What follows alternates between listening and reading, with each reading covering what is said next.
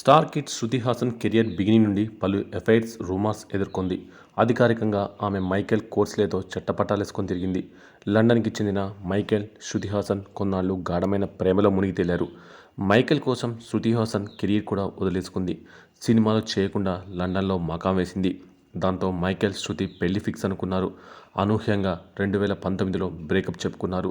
ఆ తర్వాత శృతి హాసన్ కొంత డిప్రెషన్ అనుభవించినట్టు సమాచారం. ఇక ఇండియాకు వచ్చిన శృతి హాసన్ కెరియర్పై ఫోకస్ పెట్టింది. టాలీవుడ్ ఆమెకు బ్రేక్ ఇచ్చింది. క్రాక్, వకీల్ సాబ్ చిత్ర విజయాలతో మళ్లీ ఫామ్లోకి వచ్చింది.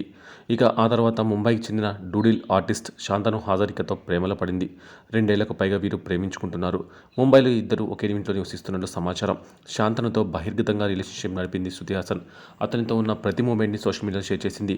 అయితే తాజాగా అతన్ని వదిలేసినట్టు తెలుస్తోంది. శృతి హాసన్ తన ఇన్స్టాగ్రామ్ అకౌంట్ నుండి శాంతనుతో ఉన్న ఫోటోలు తొలగించింది. దీంతో వీరి బంధం ముగిసిందని టాక్ అయితే వినిపిస్తోంది.